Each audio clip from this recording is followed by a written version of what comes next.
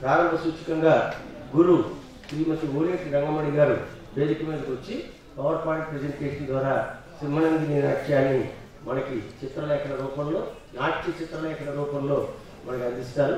గురు ఓలేటి రంగమణి గారి వేదిక మీదకి రావాల్సిందిగా సవినయంగా ప్రార్థిస్తారు. అలాగా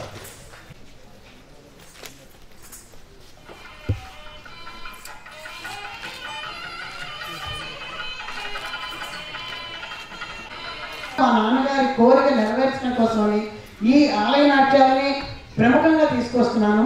ఇది ప్రపంచవ్యాప్తంగా చేస్తూ అనేక దేశాలు తిరుగుతున్నాం నా శిష్యులతోటి అందరితోటిని. ఈ నాట్యాంశాలని వెలికి తీసి ఇంకా ఇది వెనకబడిపోకుండా భావి తరాల వారికి నాట్య కళాకారులందరికీ కూడా ఈ నాట్యాంశాలని ఉంచాలి, జీవింపచేయాలి అని ఆశతోటి నేను ఎంతో కృషి చేస్తున్నాను. దీనికి అందరూ నా శిష్యులందరూ సాయం చేస్తున్నారు. మెయిన్గా అచ్యుత మానస ముందుకు ఇంకా ముందుకు వచ్చి ఈ నాట్యాంశాలను ఇంకా మనం తీసుకెళ్లాలని చెప్పి తను నేర్చుకొని నాకు సహకరిస్తుంది. అలా ఉత్సవాల సమయంలో నాట్య కళాకారులు ఎప్పుడూ ఆలయాల్లో నాట్యం చేసేవారు. ప్రతిదీ పొద్దున్న లేచింది మొదలు రాత్రి పవడపు సేవ వరకు నాట్య కళాకారులు ఆలయంలో భగవంతుడికి అంకితమైనటువంటి నాట్య కళాకారులు ప్రతి దానికి వాళ్ళు నృత్యం చేయాలి. వాళ్ళు బయట నాట్యం చేయరు, కేవలం ఆలయాల్లోనే చేయాలి. అది వాళ్ళ సాంప్రదాయం. వాళ్ళని జమీందారులు పోషించేవారు. అది ఎంతో పవిత్రమైన నాట్యంగా వాళ్ళు భావించి దీన్ని చేశారు. అయితే ఆఖరి ఒక సంవత్సరానికి ఒకసారి బ్రహ్మోత్సవాలు చేసేవారు. ఆ బ్రహ్మోత్సవాల సమయంలో నాట్య కళాకారులు ఆఖరి రోజున రథం ఊరేగింపుగా వెళుతుంది. ఆ ఊరేగింపుగా వెళ్ళే సమయంలో ఈ నాట్య కళాకారులు ఆలయం వెలుపల రంగుల ముగ్గులు పోసి దాని మీద తమ పదవిన్యాసంతో ఏ భగవంతుడి యొక్క వాహనం వెళుతుందో ఆ వాహనాన్ని వాళ్ళు అక్కడ పదవిన్యాసంతో చిత్రించేవారు, ఆనందంగా నాట్యం చేస్తూ. దాన్ని మించి రథం ఊరేగింపుగా వెళ్ళిపోవాలి. అది ఆ ఊరి వాళ్ళందరూ కూడా చాలా శుభసూచకంగా భావించేవారు. ఇది ఎంతో పవిత్రంగా ఉండేది.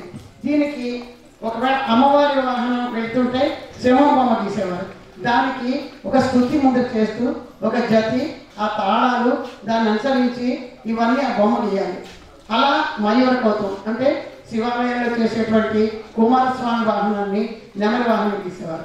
అలా లక్ష్మీదేవి ఆసనం అంటే పద్మాన్ని గీసేవారు. అంటే లక్ష్మీదేవి ఆలయాల్లో పద్మం గీసేవారు. ఇలా సాంప్రదాయం నడుస్తూ ఉండేది. కేవలం ఈ మూడే ఉన్నది, ఇంకేమీ లేవు అని తెలుసుకున్నారు. ఏంటంటే పూర్వం ఆంధ్ర తమిళనాడు కలిసిపోయి ఉండేది. కలిసిపోయి ఉన్నప్పుడు అక్కడ ఆలయాల్లో నాట్య కళాకారులు చేసేవారు. అయితే ఇది ఏంటంటే ఆంధ్రప్రదేశ్ తమిళనాడు విడిపోయిన తర్వాత ఈ ఆలయాలన్నీ ఎవరైతే నాట్యం చేసేవారో ఆ ఆలయాలన్నీ కూడా తమిళనాడు వెళ్ళిపోయినాయి. అది తెలుసుకొని అక్కడికి వెళ్ళి ఆలయాలన్నీ తిరిగి ఏంటేంటో సేకరించారు. ఆ తర్వాత లైబ్రరీకి వెళ్ళి గ్రంథాలు చదివారు, తాళపత్ర గ్రంథాలు చదివారు. ఇంత రీసెర్చ్ చేయడానికి ఆయనకి 5 ఏళ్ళు పట్టింది. ఆ తర్వాత దీన్ని ఎలాగోలాగా ఏం చేయాలి అని చిన్న క్లూలు. అయితే అక్కడ చెన్నైలో తిరువారూరులో ఆలయ నాట్యం చేసేటువంటి టిఆర్ తిలకమ్మ అనే ఒక ఆవిడ చూపించింది, చెప్పింది నాకు కూడా. ఏంటంటే తన చిన్నప్పుడు తన మనవరాలు తన అమ్మమ్మ ఈ నాట్యాంశాలు చేసేది అని విన్నాను చిన్నప్పుడు అని చెప్పేసి ఒక చిన్న క్లూ ఇచ్చింది. అది తెలుసుకొని మళ్ళీ ఆయన అన్నీ తయారు చేసుకున్నారు.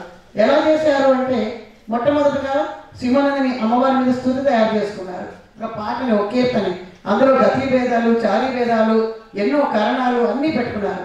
తర్వాత సింహనందన అనే ఒక తాళం ఉంది. ఆ తాళము తర్వాత అమ్మవారి సింహవాణిని అంటే ఈ రెండింటినీ కలిపి సింహనందిని అని పేరు పెట్టుకున్నారు. ఆయన సొంతంగా తన పేరు పెట్టుకున్నారు. ఇలా పెట్టుకున్న తర్వాత ఆఖరికి ఇప్పుడు ఒక జతి తలకి కళ్ళకి ఈ 6 తాళాల కూడికే సింహనందన అనేటువంటి తాళం. 10 ఏళ్ళు కృషి చేసి దాన్ని అంతటినీ ఇలా వెలికి తీసి ఒక ఆకారాన్ని తయారు చేసేసరికి ఆయనకు ఎంతో ఆనందం వేసి దీన్ని ప్రపంచవ్యాప్తం చేయాలి. ఎలా చేయాలి అనుకున్నారు.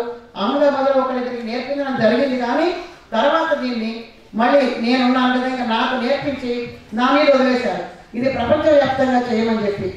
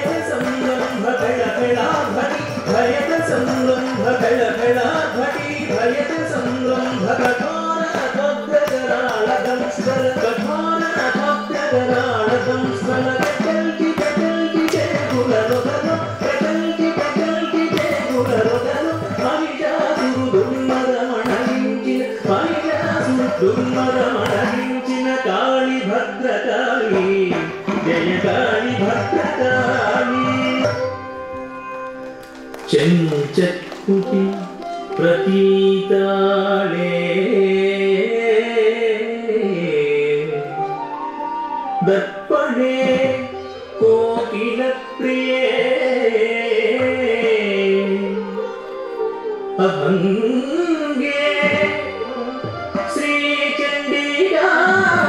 శ్రీచండికాయాం చ షడైతే సింహనందినీ షడైతే సింహనందినీ షడైతే సింహనందినీ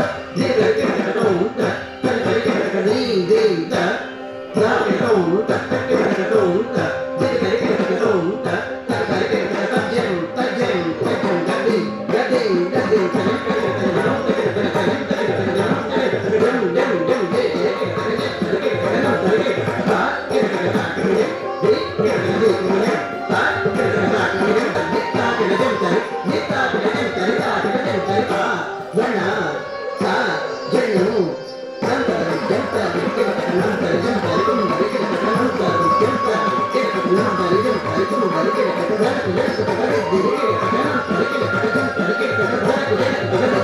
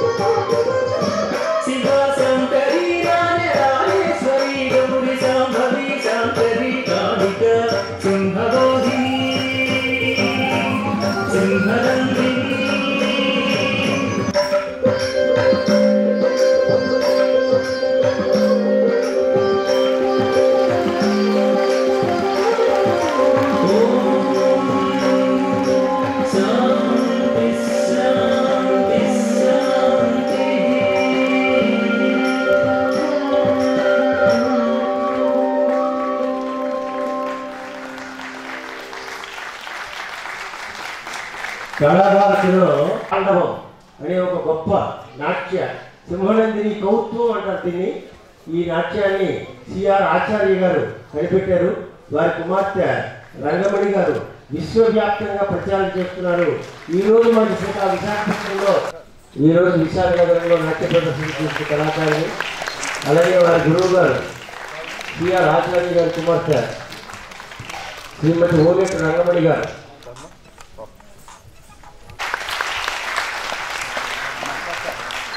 ఈ అమ్మాయి 108 అన్నమయ్య గంటలు నాట్యం చేస్తుంది. అలాగే డైరెక్టర్ కుమారి అచ్యుత మానస సింహనందిని నాట్య పర్ఫార్మెన్స్ నిజంగా అబ్బురు చెందే విధంగా చేశారు. నేను గతంలో కూడా ఒకసారి రవీంద్ర భారతిలో తన ప్రోగ్రాం ప్రత్యేకంగా ఉండి మొత్తం ఒక 1.5 hours కూర్చొని చూడటం జరిగింది. చాలా ప్రోగ్రామ్స్ మనం ఇక్కడ ఇదే వేదిక మీద ఇటువంటి రుచి ప్రోగ్రామ్స్ చాలా చూసాం.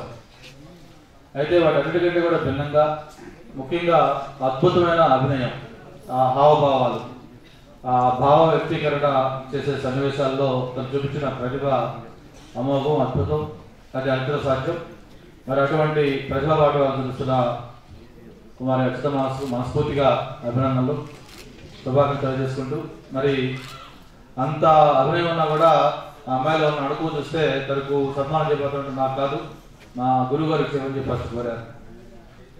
నిజమైన గురువుగారికి ఏంటంటే అటువంటి ప్రేమ అభిమానం శిష్యుల నుంచి ఆశిస్తారు.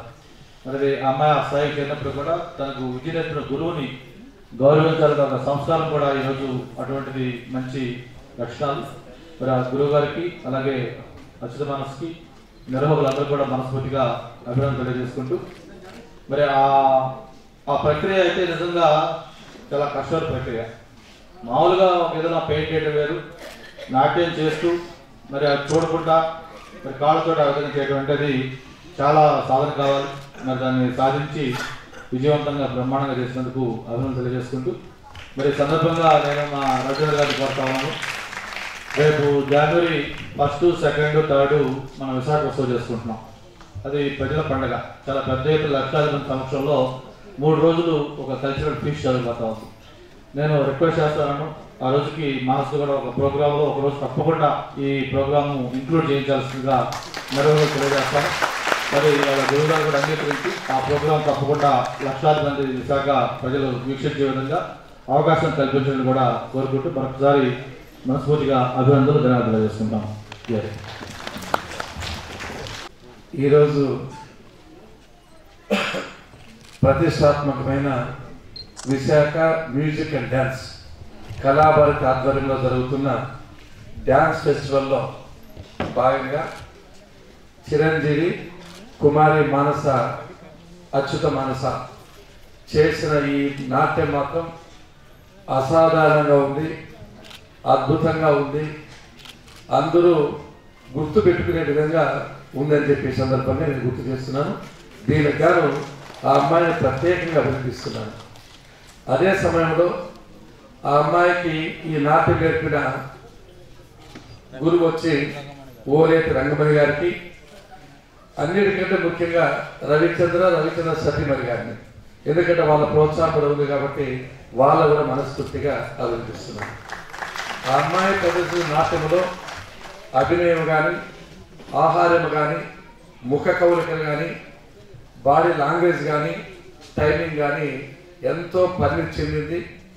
ఇంతకుముందే మంచి ఉన్నతమైన విద్య చదివి కూడా ఈ కళారంగం మీద అభిమానంతో భరతనాట్యం కానీ, కూచిపూడి నాట్యం కానీ, కథక్ కానీ అనన్య సామాన్యంగా అపారమైన నాట్యాన్ని తన వంకగా చేసుకొని దాదాపు 100,000 ప్రదర్శనలు పైగా చేయడమే కాకుండా 20-30 మంచి అవార్డులు, Natyamayuri award, Kalasravanthi award, NTR memorial Telugu Mahila award, best child artist award, ఇటువంటి అనేక రకమైన అవార్డులు పొందింది. తప్పకోకుండా ముందు కూడా ఈ కళారంగంలో అత్యున్నతమైన శాఖ అధిరోహించి మన ఆంధ్రప్రదేశ్ యొక్క కీర్తి ప్రతిష్టలను ఇనుముడింపజేస్తుందని చెప్పి నేను నమ్ముతున్నాను. తప్పకుండా ప్రభుత్వం తరఫున భాషా సంస్కృతి శాఖ మంత్రిగా ఆ అమ్మాయిని అన్ని విధాలా సంపూర్ణ సహాయ సహకారాలు ఇస్తాము. తప్పకుండా ముందు కూడా ప్రతి ఒక్క రాష్ట్ర పండుగ కార్యక్రమంలో కూడా ఆ అమ్మాయిని ఇన్వైట్ చేసి తగిన విధంగా రంగనాయకి మేడము ఆ అమ్మాయిని తప్పకుండా ఆదరిస్తుంది ప్రభుత్వం అని చెప్పే సందర్భం గుర్తు చేస్తూ, గౌరవ ముఖ్యమంత్రి నారా చంద్రబాబు నాయుడు గారు తెలుగు భాషను, సంస్కృతిని, కళలను పరిరక్షించాలని ఒక ముఖ్యమైన ధ్యేయంతో ఈ రాష్ట్రంలో అనేక రకమైన కార్యక్రమాలు చేపట్టాము. ఇవన్నింటినీ అభివృద్ధి చేయాలనే ఉద్దేశంతోనే సాహిత్య అకాడమీ, లలిత కళ అకాడమీ, సంగీత నాటక అకాడమీలు కూడా ఏర్పాటు చేస్తున్నాం. కళాకారులను ఉగాది సందర్భంగా సత్కరిస్తున్నాం. దానిలో భాగంగా ఈ అమ్మాయిని కూడా సత్కరిస్తాం రాష్ట్ర పార్టీ తరఫున అని చెప్పి ఈ సందర్భంగా చేస్తున్నాం. అదేవిధంగా శ్రీకృష్ణదేవుడు ఏ విధంగా కళ్ళకు సేవ చేశారో అభినవ కృష్ణదేవరాయలు శ్రీ నారా చంద్రబాబు నాయుడు గారు కూడా ఈ కళారంగానికి అత్యధిక ప్రాధాన్యత ఇవ్వడమే కాకుండా ఒక భాష సంస్కృతి శాఖ కళ్ళ కోసం ఏర్పాటు చేసి ఆ శాఖను అప్పగించడం కూడా నా పూర్వజుల సుకృతం అని చెప్పే సందర్భం గుర్తు చేస్తూ, నాకు ఎన్ని కార్యక్రమాలు ఉన్నాయి, ఎన్ని రేపు అసెంబ్లీలో నాకు క్వశ్చన్స్ ఉన్నప్పుడు కూడా అదే పనిగా మా మంత్రి గారు చెప్పడము, రవిచంద్ర గారు ఇన్వైట్ చేయడము, ఈ అమ్మాయి బయోడేటా చూసిన తర్వాత తప్పకుండా భాషా సంస్కృతి శాఖ మంత్రిగా ఆ అమ్మాయిని అభినందించాలి, ఆశీర్వదించాలని చెప్పి నేను సోదరులు మంత్రులు ఇద్దరం కూడా మనస్ఫూర్తిగా ఆ అబ్బాయి అన్ని రంగాలను అభివృద్ధి చెందాలని చెప్పి ఆ భగవంతుడు ఆ అమ్మాయికి ఇంకా శక్తిని అన్ని విధాలు ఆదుకోని చెప్పి కోరుకుంటూ, మేమిద్దరము ఆ దంపతులు రవిచంద్ర దంపతులను సన్మానం చేస్తాం. ఒక శాలవాది వరకు కోరుకుంటున్నాం. అవకాశం ఇస్తామంటే రఘునాథ్ రెడ్డి గారు ఏకంగా ఆంధ్రప్రదేశ్ ప్రభుత్వంలోనే ఆ అమ్మాయికి అన్ని రంగాల్లోనూ నాట్య ప్రదర్శనకు అవకాశం ఇస్తామని చెప్పడము, ఆ అమ్మాయి అభ్యున్నతికి ఇస్తామని చెప్పడము.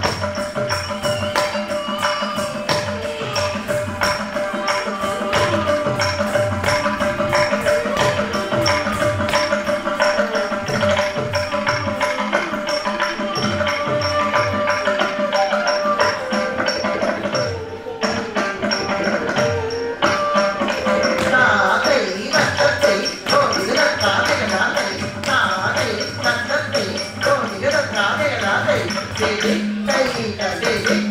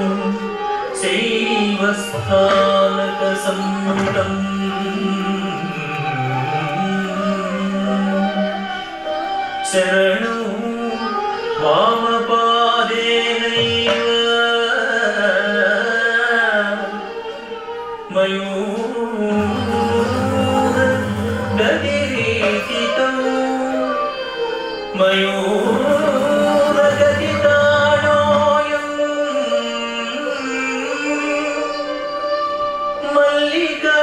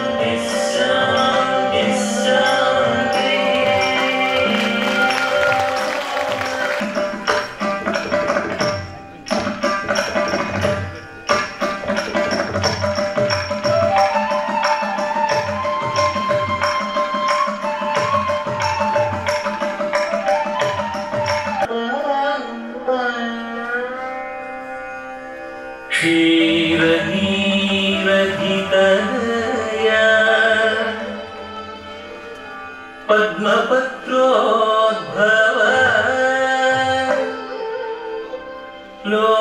लोकैक दीपामुरा श्री महालक्ष्मी